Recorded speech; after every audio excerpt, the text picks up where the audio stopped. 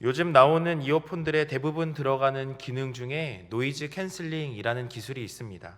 이 기술은 차폐성을 높여서 완벽하게 주변의 소음을 차단시켜서 음악을 잘 들을 수 있도록 도와주는 기술입니다. 노이즈 캔슬링 기술이 좋을수록 주변의 소리를 더 완벽하게 차단하게 되고 음악을 더 잘 감상할 수 있게 만들어 줍니다. 좋은 음악을 잘 듣기 위해 주변의 소리를 차단하는 것은 매우 중요한 일입니다. 이처럼 우리 인생에서도 하나님의 말씀을 잘 듣기 위해서 우리 주변의 다른 소리를 차단할 필요가 있습니다. 오늘 사랑하는 성도님들과 함께 살펴보는 본문의 인물인 사울은 그런 주변의 소리들에 너무 귀를 기울여 결국 하나님의 말씀을 떠나 교만해지고 말았습니다. 그 결과 하나님께 버림을 받아 불행한 인생을 살아가게 되므로 오늘 우리에게 나타나고 있습니다. 본문의 말씀을 통해서 사울의 이야기를 살펴보고 오늘 저와 사랑하는 성도님들에게 주시는 하나님의 말씀과 그 교훈이 무엇인지 함께 살펴보고자 합니다. 잘 아시는 바대로 사사시대의 끝에서 이스라엘은 더 이상 하나님의 말씀을 찾지 않고 하나님을 왕으로 섬기려 하지 않았습니다. 그들은 스스로 하나님 말씀 안에 거하며 하나님의 백성으로 살아가기를 거부하고 자신의 욕망과 본능을 실현시켜줄 우리의 왕을 찾았습니다. 하나님은 그런 이스라엘 백성들의 무례한 요구에도 불구하고 그들이 원하는 바대로 그들의 왕을 세워주셨습니다. 그렇게 이스라엘 역사의 첫 번째로 등장한 왕이 바로 오늘 본문에 등장하는 사울 왕이었습니다. 사울은 겉으로 보기에는 왕이 되기에 참 적합한 인물이었습니다. 사무엘상 9장 2절 말씀에 보면 사울에 대한 평가가 기록되고 있는데 말씀에 보면 그는 준수한 소년으로 이스라엘 자손 중에 그보다 더 준수한 자가 없고 키는 모든 백성보다 어깨 위만큼 더 큰 사람이었다라고 기록되고 있습니다. 그를 왕으로 세우고자 했을 때 그의 보여지는 면모가 참으로 왕으로 세울 만한 사람이다. 다른 나라에 보여주기에도 야, 참 멋진 왕이다 라고 할 만큼 좋은 제목이었던 것입니다. 그를 왕으로 세우고자 했을 때 사울은 참으로 겸손한 모습도 보였습니다. 사람들 사이에 숨어서 하나님이 그를 찾기 전까지 나타나지 않는 겸손함도 보였습니다. 사울은 자신이 왕으로 세워지는 것이 하나님의 주권적인 선택의 결과라는 것을 잘 알고 있었습니다. 하나님과 백성들 앞에서 무척이나 겸손하게 나아갔습니다. 문제는 시간이 지나면서 그가 스스로 하나님으로 말미암아 왕이 되었다는 사실을 잊어버리게 되는 것입니다. 그리하여 그는 하나님 앞에서 결단코 행해서는 안 될 몇 가지의 죄들을 범함으로 완전히 하나님께 버림받는 결과를 초래하였습니다. 겸손했던 사울이 왜 스스로 교만의 길에 서게 되었을까요? 왜 그는 스스로 멸망의 길에 서기를 주저하지 않았을까요? 그가 저질렀던 두 가지의 불순종 사건을 살펴보므로 어째서 그가 그토록 겸손했던 사람이 변하게 되었는가, 그리고 오늘 우리는 어떠해야 하는가를 살펴보고자 합니다. 먼저 사울이 저지른 불순종의 첫 번째 사건은 사무엘상 13장에 등장하는 블레셋과의 전쟁에서 벌어집니다. 그가 이스라엘을 다스린 지 2년째가 되던 해, 곧 그의 나이 40이 되던 그때에 블레셋과의 전쟁이 벌어졌습니다. 이 전쟁은 원했던 전쟁은 아닙니다. 그의 아들 요나단이 그에게 주어진 군대 1000명을 이끌고 게바에 있던 블레셋 사람의 수비대를 공격함으로써 벌어지게 된 전쟁이었습니다. 그때 이스라엘의 군대는 다 끌어 모아봐야 3000명 정도에 불과했고 블레셋의 군대는 병거가 3만이고 마병이 6000이었다라고 기록됩니다. 더군다나 블레셋 사람들은 철로 된 무기로 무장하여서 이스라엘 사람들보다 더 뛰어난 무기로 무장된 군대였습니다. 그러니까 수적으로나 질적으로나 감히 넘볼 수 없는, 그러니까 절대로 해서는 안 되는 전쟁을 그의 아들로 말미암아 벌이게 된 전쟁이 바로 블레셋과의 전쟁이었습니다. 전쟁이 벌어지자마자 이스라엘 백성들의 마음에 두려움이 찾아왔습니다.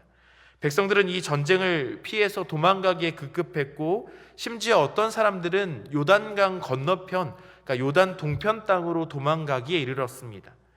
무모한 전쟁에서 사울이 의지할 수 있는 것은 여호와 하나님뿐이었습니다. 무슨 연유에서인지 모르겠지만 이 전쟁을 두고 하나님께 예배하기 위해서 사울은 사무엘을 급히 불렀습니다. 그런데 사무엘이 약속한 기한이 되었는데도 나타나지 않은 거죠. 왜 나타나지 않았는지 성경은 기록하지 않고 있습니다. 어쩌면 사울과 다수의 백성은 우리가 예배만 드리면, 제사만 드리면 이 전쟁에서 승리할 것이라는 어떤 기대가 있었는지도 모르겠습니다. 적어도 그들이 가진 불안감을 없앨 수 있었으니 사무엘을 초청해서 예배를 드리고자 하였던 거죠. 그런데 사무엘이 약속한 때에도 오지 않게 되자 오히려 사람들 사이에 더 큰 두려움들이 찾아오기 시작했습니다.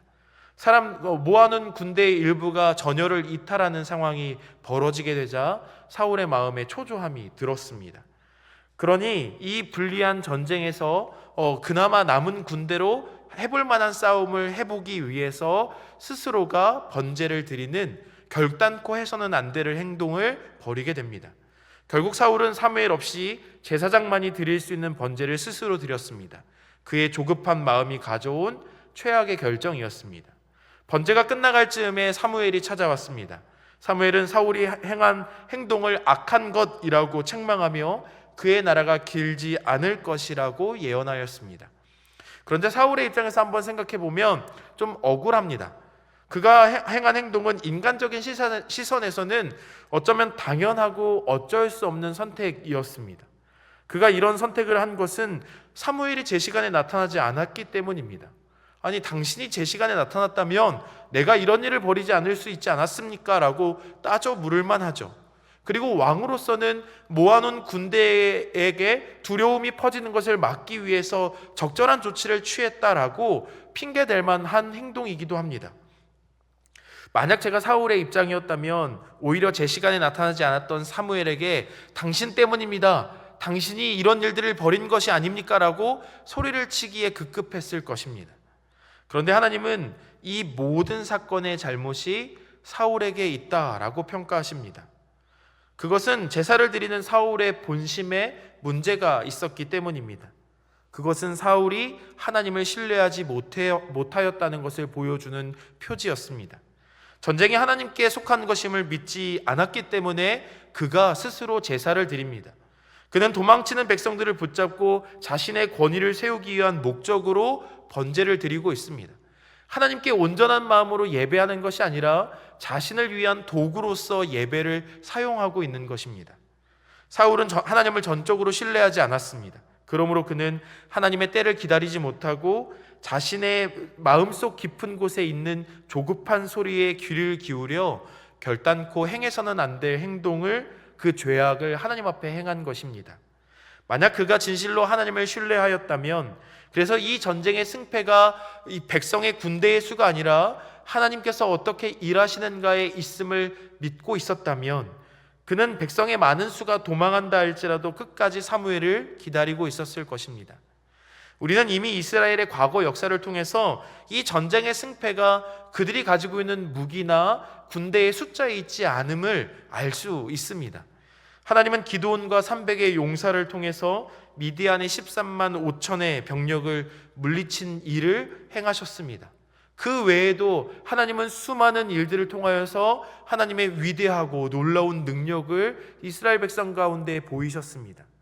그가 진실로 하나님을 신뢰하였다면, 전쟁은 하나님께 속한 것임을 그가 믿고 따랐다면, 그는 조급한 자신의 내면의 소리를 듣기보다 조용히 하나님의 때를 기다리며 하나님께서 우리 가운데 행하실 놀라운 일들을 기대하고 기도하며 기다렸을 것입니다. 그러나 그는 하나님을 신뢰하지 않았고 자기의 뜻대로 하나님이 세우신 기준과 법도를 어겼습니다. 사울의 깊숙한 내면에서 번제는, 하나님께 예배하는 것은 그저 전쟁을 승리하기 위한 수단과 도구에 불과했고, 진심으로 하나님께서 이 전쟁을 승리하게 하실 것이라는 믿음은 존재하지 않았던 것입니다. 사랑하는 성도 여러분, 그렇다면 우리는 어떻습니까?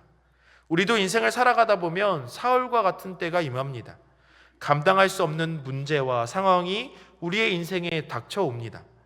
그럴 때 우리도 사울이 사무엘을 기다리듯이 하나님의 때를 기다려야 하는 순간들이 찾아옵니다.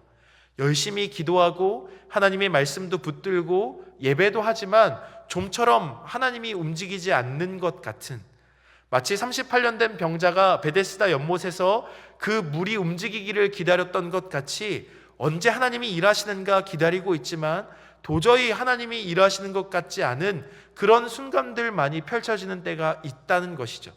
그럴 때 우리의 내면에는 어떤 소리가 들려집니까? 조급한 마음이 듭니다. 이거라도 해볼까? 저거라도 해볼까? 누구에게 좀 도움을 요청해 볼까? 이런 방법을 해가면 어떨까 하는 조급한 소리들이 우리 가운데 들려지게 된다는 거죠. 그때 어떤 선택과 결단을 내리고 계십니까? 대체로 우리도 사울과 같이 하나님의 때를 기다리지 못하고 조급한 마음에 나름대로의 합리와 논리를 기대어서 내 스스로 결정을 내리고 하나님보다 앞서 일하고 있을 때를 발견하게 됩니다.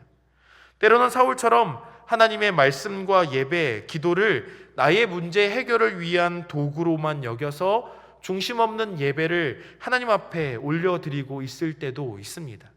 왜 예배하고 있습니까? 이 예배를 잘 드리면, 새벽 예배를 40일 동안 나와서 기도하면 하나님께서 이 기도에, 이 문제에 해결해 주실 거라는, 그래서 마치 하나님이 자판기처럼 누르면 무언가를 주실 것이라는 기대를 가지고 그렇게 도구로 사용하고 있지는 않느냐는 겁니다. 사랑하는 성도 여러분, 기억하시기 바랍니다. 하나님의 때를 기다리지 못하고 조급한 마음의 소리에 귀를 기울일 때에 우리도 사울과 같이 멸망의 길에 들어서게 된다는 것입니다. 그가 이처럼 하나님을 신뢰하지 못하고 있음을 보여주는 또 다른 증거가 오늘 본문 말씀에 기록되고 있습니다. 사무엘상 15장에 등장하는 두 번째 전쟁은 이전 전쟁과는 다르게 하나님께서 사울에게 직접 명령하신 전쟁이었습니다. 아말렉은 이스라엘에게 철천지간의 원수였습니다. 그들과의 악연은 이스라엘이 출애굽할 당시로 거슬러 올라갑니다. 당시 이스라엘을 괴롭게 한 아말렉은 하나님이 가만두지 않으시겠다고 선포하셨고 아말렉의 진멸을 하나님이 예언하셨습니다. 그리고 그 예언의 실행을 지금 사울을 통해서 행하시겠다고 선포하신 것이죠. 하나님의 말씀대로 사울은 출정하였고 그는 크나큰 승리를 경험하였습니다. 이제 사울은 하나님의 말씀대로 아말렉의 모든 짐승과 남녀노소, 심지어 갓난아이까지도 모두 진멸시킴으로 하나님의 말씀에 순종해야 했습니다. 그런데 사울은 가장 본보기로 삼아 죽여야 할 아말렉 왕 아각을 살려두었을 뿐 아니라 자신의 눈에 보기에 좋아 보이는 재물들과 짐승들을 골라두어서 자신의 진영으로 끌고 들어왔습니다. 그리고 자신이 보기에 하찮은 것들만 모두 진멸시켜버렸습니다. 사울의 불순종은 즉각적인 하나님의 반응을 불러일으킵니다. 하나님은 사무엘에게 나타나 사울의 악한 행위를 보고 진노하였다고 사무엘에게 말씀하셨습니다. 사무엘은 밤새도록 근심하여 하나님의 이름을 부르짖었습니다. 그래도 하나님이 세우신 왕이니 하나님 너그럽게 용서해 달라고 기도하였지만 하나님의 마음은 변하지 않았습니다. 그리고 다음날 아침 일찍 사울의 진영을 찾아갔습니다. 그런데 사울의 행위가 가관이었습니다.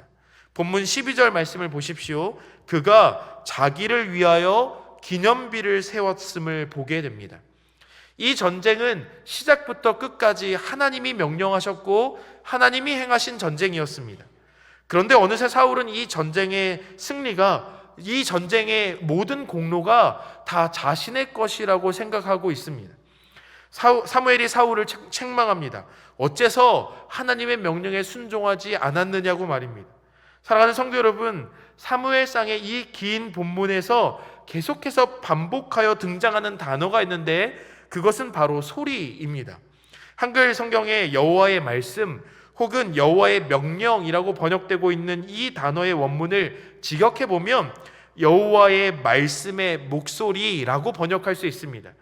본문 13절에서 사울은 사무엘에게 자신이 여호와의 소리를 청종하여 행하였다라고 말하고 있습니다. 그러자 사무엘은 사울에게 양과 소의 소리가 무엇이냐고 반문합니다. 사울은 변명합니다. 자신은 여호와의 소리대로 모든 것을 다 진멸하였고 당신이 듣고 있는 양과 소의 소리는 하나님께 번제물로 올려드리려고 빼둔 것이니 이것들을 하나님께 번제물로 바치면 그것도 진멸하는 것과 다르지 않는 것이 아니냐고 변명하고 있습니다. 이것은 누가 봐도 달라지지 않을 사울의 구차한 변명이었습니다. 계속해서 소리라는 단어가 반복되어지면서 하나님께서 요구하시는 소리와 사울이 말하고 있는 소리가 다르다는 것을 깨닫게 됩니다. 그는 자기 자신을 높이기 위해서 아가광을 살려두었고 자기의 욕심과 욕망으로 좋은 재물들과 짐승들을 살려둔 것이 그의 본심, 그의 마음의 소리였습니다. 결국 사무엘은 사울에게 하나님이 진정으로 원하시는 것이 무엇인지를 선포합니다. 우리 본문 22절과 23절 말씀을 함께 읽어보겠습니다. 22절, 23절입니다. 함께 읽습니다. 시작. 사무엘이 이르되 여호와께서 번제와 다른 제사를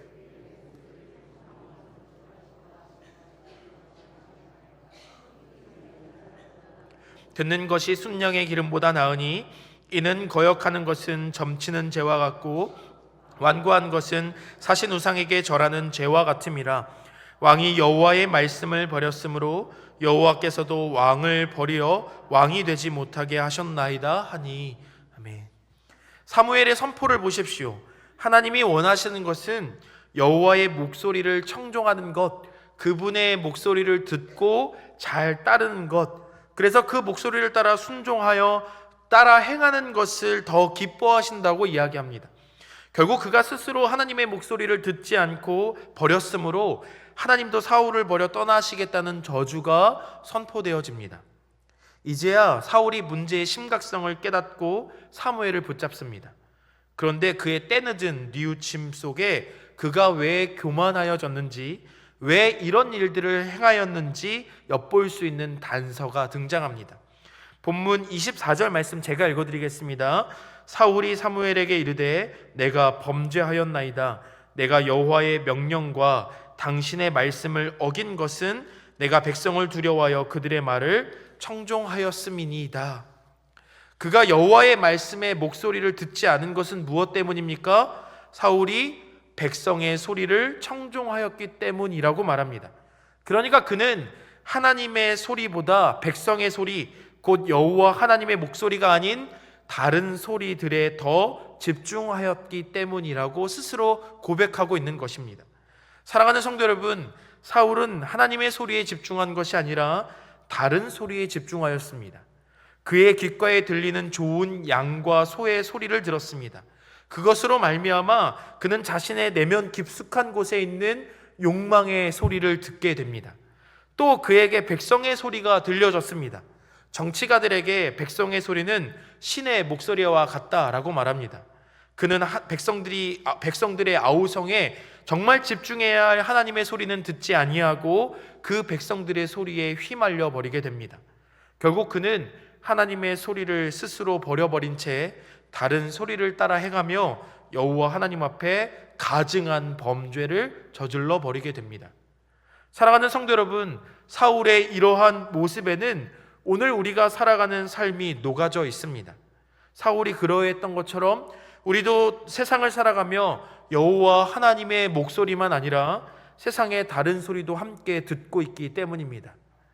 우리는 다른 소리가 함께 들려오는 세상 속에서 하나님의 목소리를 분별하여야 하는데 그러지 못할 때가 참 많다는 것을 깨닫고는 합니다. 그러나 대다수가 그러하듯이 우리 또한 그 소리에 집중하지 못하고 세상의 다른 소리를 더 청종하게 된다는 것이죠. 사랑하는 성도 여러분, 오늘 어떤 소리를 듣고 계십니까? 어떤 소리가 오늘 성도님들의 마음을 움직이고 계십니까? 그 어떤 소리만 들으면 심장을 벌렁벌렁하게 하는 그런 소리들, 그 소리들에 더 집중하게 되는 그 소리가 있지 않느냐는 것입니다. 사랑하는 성도 여러분, 하나님의 말씀의 목소리에 우리의 귀를 기울이고 그 소리에 청종하여야 합니다. 그렇다면 사울은 왜 그 하나님의 말씀의 목소리에 귀를 기울이지 못하였을까요? 왜 다른 소리에 더 집중하게 되었을까요? 그 해답이 오늘 읽지 않은 본문에 등장합니다. 본문 30절 말씀입니다. 제가 읽어드립니다. 사울이 이르되 내가 범죄하였을지라도 이제 청하옵나니 내 백성의 장로들 앞과 이스라엘 앞에서 나를 높이사 나와 함께 돌아가서 내가 당신의 하나님 여호와께 경배하게 하소서 하더라. 아멘.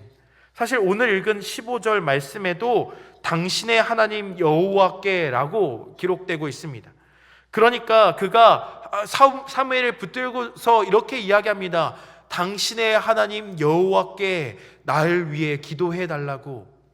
그러니까 사울에게 하나님은 나의 하나님이 아니라 당신의 하나님인 것입니다.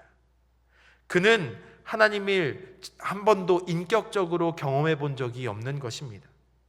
그는 내 백성의 장로, 내 이스라엘 앞에서 나를 높여달라고 이야기합니다. 어느새 하나님보다 자기가 더 높아져 있는 거죠. 분명 하나님이 그를 왕으로 세우셨는데 어느 순간인가 스스로가 왕이 되어져 버린 것입니다. 왕의 진정한 목적은 진짜 왕이신 하나님께로 백성을 인도하는 목자의 역할을 부여받은 것인데 어느 순간인가 자기가 하나님이 되어 있는 거죠. 그러니 하나님을 만나볼 생각도 하지 않습니다. 하나님께서 은혜로 세워주신 자리가 어느새 자신의 것으로 돌변해져 버렸습니다.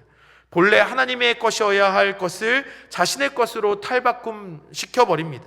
더 충격적인 것은 아까도 말씀드렸듯이 그의 하나님이 아니라, 나의 하나님이 아니라 당신의 하나님이라는 거죠. 사랑하는 성도 여러분, 이것이 무엇을 가리킵니까? 그가 하나님을 인격적으로 만나본 적이 없다는 것입니다. 그에게 하나님은 그저 가나안의 여러 신들 중에 하나에 불과합니다. 그 하나님과 인격적인 교제가 그에게는 없습니다. 그러니 모든 것들이 다 설명되어집니다. 하나님과의 인격적인 교제가 없으니 하나님을 신뢰하지 못합니다. 하나님을 신뢰하지 못하니 결국 그의 소리를 따라 행함이 없는 것입니다. 그가 하나님의 말씀의 목소리보다 다른 소리에 더 귀 기울이는 것이 바로 여기에 그 이유가 있습니다. 대중가요의 가사 속에 님이라는 글자에 점 하나만 찍으면 남이 된다는 노래 가사가 있습니다. 점 하나 차이지만 님과 남은 전혀 다른 존재감을 가집니다. 사랑하는 성도 여러분, 사울에게 하나님은 님이 아니라 남이 되어졌습니다. 그러므로 그는 그분의 소리가 아닌 다른 소리에 더 귀를 기울입니다. 사랑하는 성도 여러분, 인간은 사랑하는 대상의 소리에 귀를 기울이는 존재입니다. 그래서 아이를 가진 부모는 아이의 소리에 귀를 기울이게 되는 거죠. 깊은 잠에 들었다 하더라도 아이가 울면 신기하게 잠을 깬다고 하는 이야기를 종종 듣게 됩니다. 또 그런 경험들이 있으시겠죠. 우리는 사랑하는 것들에, 사랑하는 대상에 우리의 마음과 우리의 온 정신을 다 쏟아 놓습니다. 그러니 우리가 무슨 소리에 더 집중하여 살피는가를 보면 우리가 무엇을 사랑하고 있는가를 알 수 있습니다. 사랑하는 성도 여러분, 오늘 무엇에 집중하고 계십니까? 요즘 여러분들의 가슴을 뛰게 하는 것은, 그리고 여러분들을 움직이게 하는 소리는 무엇입니까? 부디 바라옵기는 사랑하는 성도님들 모두가 여호와 하나님의 말씀의 소리에만 집중하여 그분의 말씀에 가슴이 뛰고 삶을 역동적으로 움직이는 사람들이 되기를 주님의 이름으로 축원합니다. 세상의 다른 소리는 모두 우리를 멸망의 길로 이끄는 소리입니다. 세상이 얼마나 시끄러운지 모릅니다. 그 소리 중에는 우리를 유혹하는 소리도 있고 우리의 삶과 마음을 무너지게 하는 소리도 있고 우리를 두렵고 떨리게 하는 소리들도 있습니다. 수많은 소리들이 우리의 삶에 들려져 옵니다. 그리고 그 소리들이 우리의 마음을 빼앗습니다. 우리의 마음이 두 마음으로 나뉘어지게 만듭니다. 그러니 중심이 올바르지 않으면 금세 무너지게 됩니다. 사랑하는 성도 여러분, 그러므로 우리의 삶에도 노이즈 캔슬링이 필요합니다. 무엇을 차단해야 합니까? 하나님 말씀의 목소리가 아닌 모든 소리는 차단해야 합니다. 하나님의 말씀의 소리에만 집중하고 다른 소리들은 모두 사라져버리는 분별이 우리에게 필요합니다. 분별하여 듣지 않으면 혼란에 빠지게 됩니다. 물 위를 걷던 베드로는 근심에 빠져버립니다. 왜 그렇습니까? 그가 부는 바람 소리와 바람이 만들어내는 파도를 보고 두려워하였기 때문입니다. 바람 소리를 들으니 마음이 흔들려 버리게 되는 거죠. 사도 요한은 분명히 말합니다. 요한일서 2장 15절부터 17절까지 말씀에 이렇게 선포합니다. 제가 세번역 성경으로 읽어드립니다. 여러분은 세상이나 세상에 있는 것들을 사랑하지 마십시오. 누가 세상을 사랑하면 그 사람 속에는 하늘 아버지에 대한 사랑이 없습니다. 세상에 있는 모든 것, 곧 육체의 욕망과 눈의 욕망과 세상 살림에 대한 자랑은 모두 하늘 아버지에게서 온 것이 아니라 세상에서 온 것이기 때문입니다. 이 세상도 사라지고 이 세상의 욕망도 사라지지만 하나님의 뜻을 행하는 사람은 영원히 남습니다. 아멘. 사랑하는 성도 여러분, 오직 하나님의 뜻만이 영원합니다. 그러므로 부디 저와 여러분의 삶이 세상의 소리에 대하여서는 노이즈 캔슬링, 곧 분별함으로 사울과 같은 멸망의 길에 들어서지 않기를 주님의 이름으로 축원합니다. 세상에 많은 소리들이 들려져 올 때 흔들리지 않으시기를 주님의 이름으로 축원합니다. 흔들리게 됩니다. 저 소리를 따라야 성공할 것 같고, 저 소리를 따라야 평안할 것 같고, 저 소리를 따라야지만 내 인생이 평탄한 길로 걸을 것 같기 때문입니다. 그러나 우리가 진정으로 따라야 하는 소리는 좁은 길, 주님이 걸어가신 그 십자가의 길임을 분명히 기억하시기 바랍니다. 오늘도 하나님의 말씀의 소리는 우리에게 들려집니다. 우리 안에 내주하시는 성령 하나님께서 우리의 문 밖에 서서 우리의 마음을 두드리시며 우리에게 말씀하고 계십니다. 그러니 그 말씀에 우리의 귀를 기울이고 우리의 온 마음을 두어 하나님의 말씀의 목소리를 청종하여야 합니다. 기억하시기 바랍니다. 하나님이 원하시는 것은 잘 듣고 순종하는 것입니다. 사랑하는 성도님들이 바로 그런 사람이 되기를 주님의 이름으로 축원합니다. 오늘 말씀을 두고 제가 기도하겠습니다. 사랑의 주님, 오늘도 세상의 소리를 따르지 아니하고 주의 말씀을 들을 수 있도록 우리를 예배의 자리로 불러주심에 감사드립니다. 하나님의 때를 기다리지 못하게 하는 우리 내면의 조급함의 소리를 따르지 않게 하시고 겸손히 믿음으로 하나님만 바라보게 하시며 우리의 삶에 들려오는 다른 소리에는 귀를 닫고 오직 여호와 하나님의 말씀의 소리를 들어 목자 되신 주님의 음성을 따라 살아가는 순종과 믿음을 더하여 주옵소서. 그러므로 선한 목자 되신 주님의 소리를 따라 행함으로 푸른 초장과 쉴만한 물가를 충만히 누리며 참된 평안을 누리는 우리 모두가 되게 하옵소서. 감사드리며 진리요 생명의 말씀이 되신 우리 주 예수 그리스도의 이름으로 감사하며 기도드립니다. 아멘.